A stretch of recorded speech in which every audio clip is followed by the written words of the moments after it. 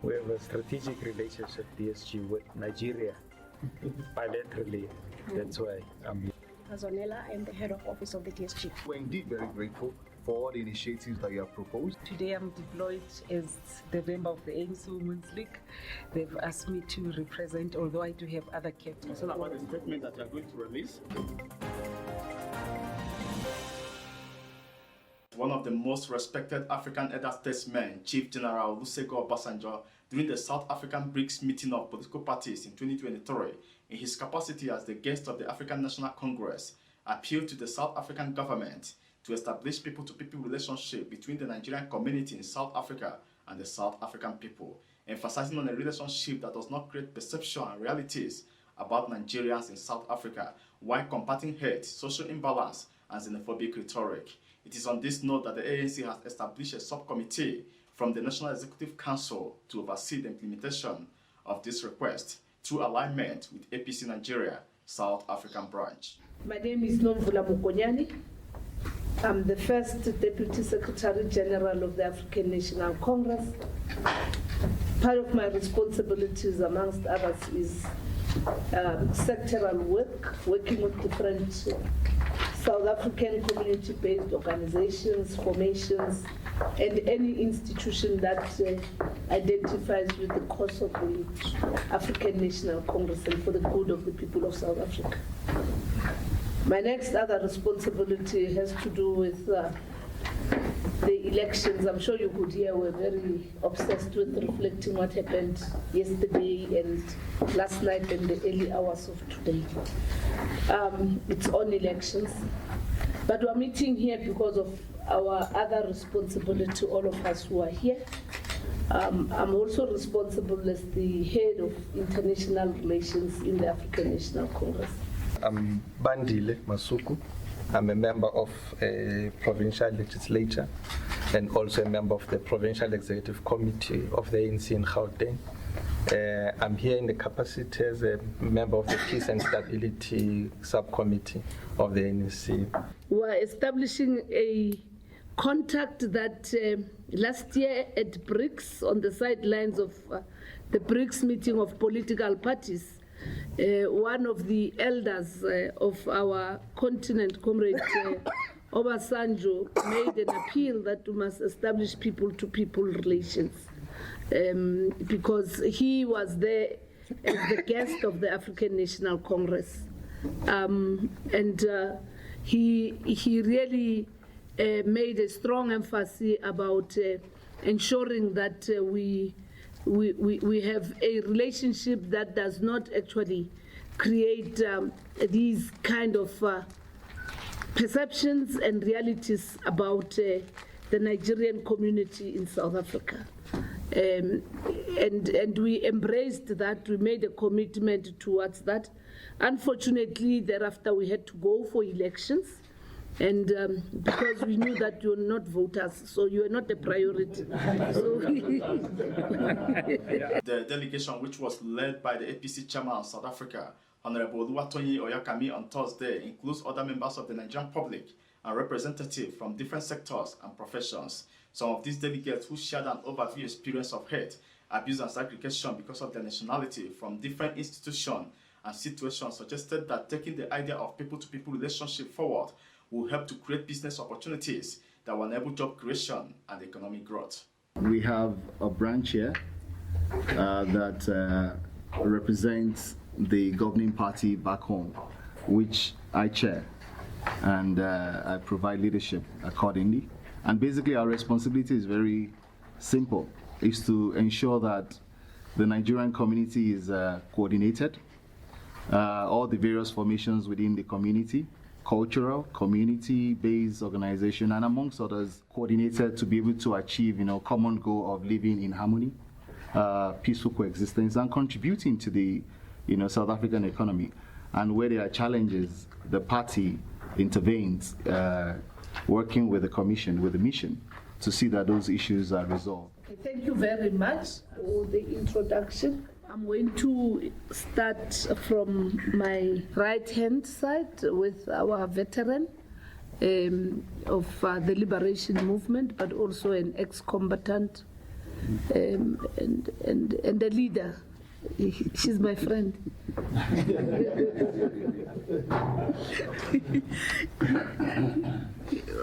Well, I'll do it again. I had already introduced myself and welcomed our visitors. Again, Ambassador Ribon Moshodi. I am a member of the NEC of the Veterans League of the African National Congress. I am responsible for political education, but apart from that, I'm proud to say that I built this subcommittee here in this house.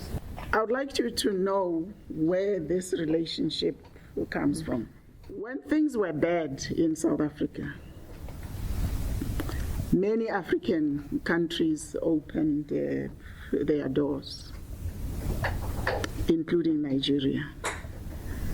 And of course, everybody did what they could with what they had. You know that Southern Africa at the time was a mess. You know, we were all struggling. So we found ourselves in far-flung countries, Algeria, Egypt, Nigeria, and so forth. And some countries even became so close to us that they made some of us citizens. I held a Congo-Brazzaville passport. Some had Ghanaian passports, some Jamaican passports, and all that. And all was legal. It was done through the right channels. And Pan-Africanism at that time was still very, very young and shaky. Earlier, we kind of joked about the Cold War and how binary the world was. But that's the reality that we lived in. Nigeria became the head of the Center Against Apartheid at the UN. And the job was really sterling because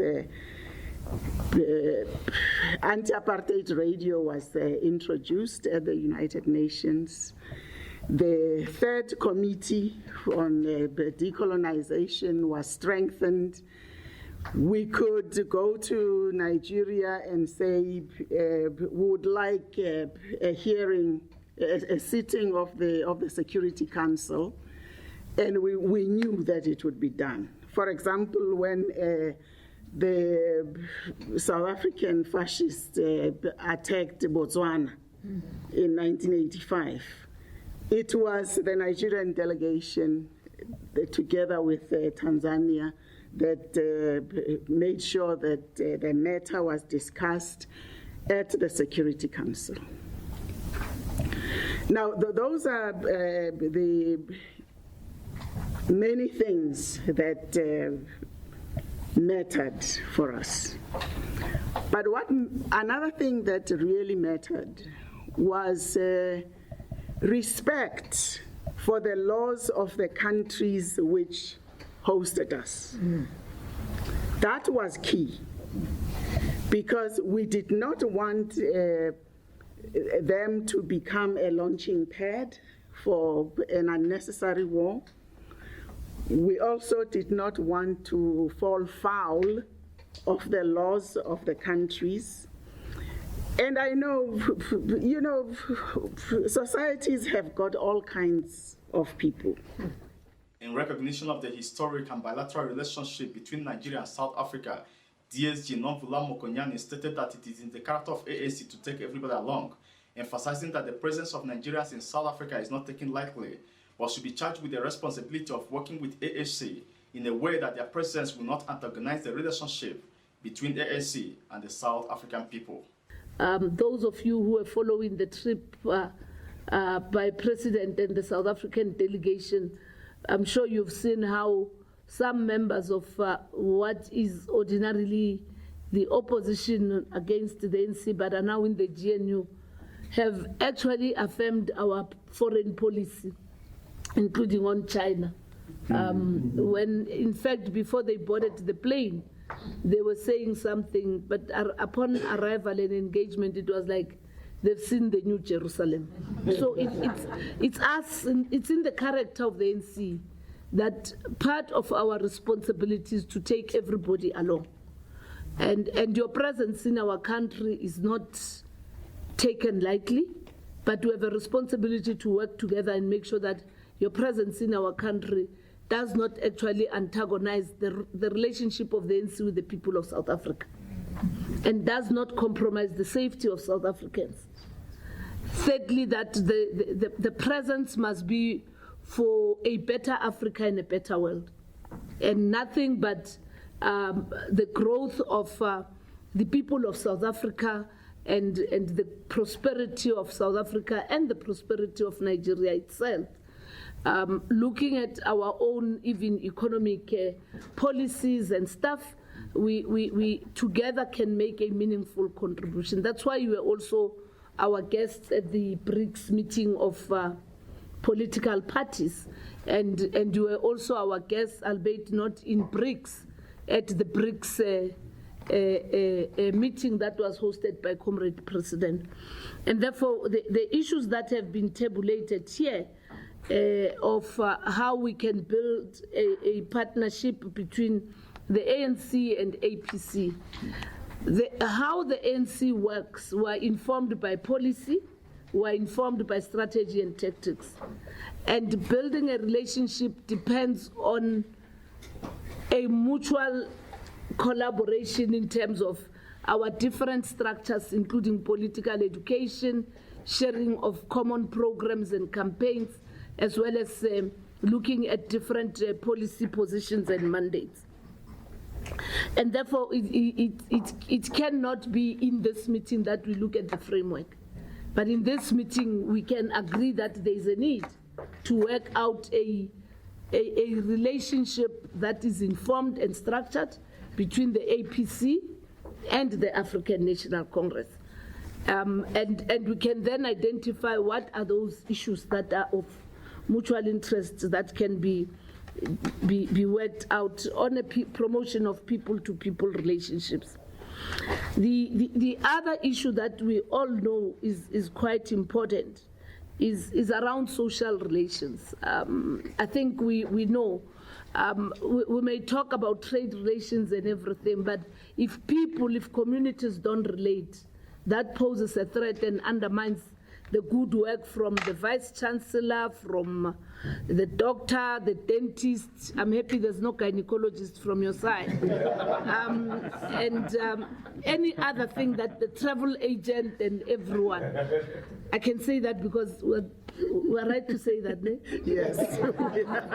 So all I'm trying to say is that until we have a common appreciation of the South Africa you find yourself in, but also the challenges that we're faced with, whether perceived or real, that becomes very important, because we are a movement that represents the aspirations of the people of South Africa.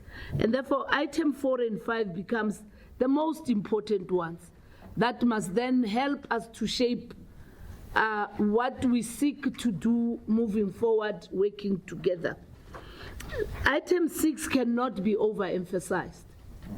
It cannot be overemphasized because that item 6 is that creates tensions and discomfort and all of us being at pains to make everybody appreciate why we want to establish a relationship and why we continue to have this bilateral that Comrade Alvin Bottas said. And finally, the thing that is important is what he raised about diplomatic relations. One of the things that we are working hard on as the ANC is to ensure that any diplomatic relations and trade relations must first be for the good of South Africans first, pursuing national interests. and ensuring that it yields a transfer of skills, it yields economic opportunities for our own South Africans. Thirdly, it helps to grow our economy. And therefore, the beneficiaries immediately would be our young people, because it's about their future. It would be about the vulnerable groups, women and children, who are also our strategic priority. And finally, it will be for the good of Africa. And hence, all of us must see ourselves as contributing towards a better Africa.